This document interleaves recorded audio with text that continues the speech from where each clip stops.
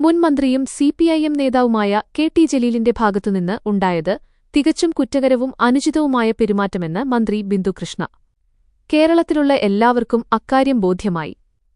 K T. Jaleel അദ്ദേഹത്തിന്റെ തെറ്റ് അംഗീകരിക്കണം.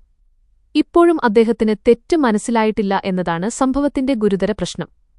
തെറ്റ് ജലീലിന് ബോധ്യപ്പെടുന്നില്ലെങ്കിൽ സിപിഐഎം അത് തിരുത്തണമെന്നും മന്ത്രി പറഞ്ഞു. റിപ്പോർട്ടറിനോടായിരുന്നു ബിന്ദു കൃഷ്ണയുടെ പ്രതികരണം.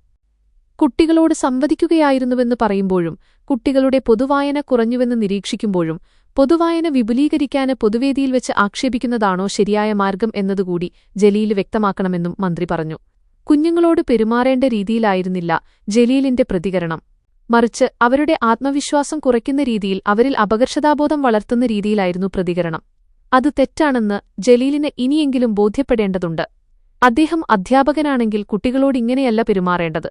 കുട്ടികൾക്ക് പരാതിയില്ലെങ്കിലും നടപടിയുമായി മുന്നോട്ടു പോകുമെന്നും മന്ത്രി വ്യക്തമാക്കി. 21 ലക്ഷത്തോളം സന്തുഷ്ടരായ ഉപഭോക്താക്കളും 2 ലക്ഷത്തോളം തിമിര ശസ്ത്രക്രിയകളും പൂർത്തിയാക്കിയ മലബാറിലെ ഏക കണ്ണാശുപത്രി Al Salama eye hospital, hospital road, Perinthalmanna.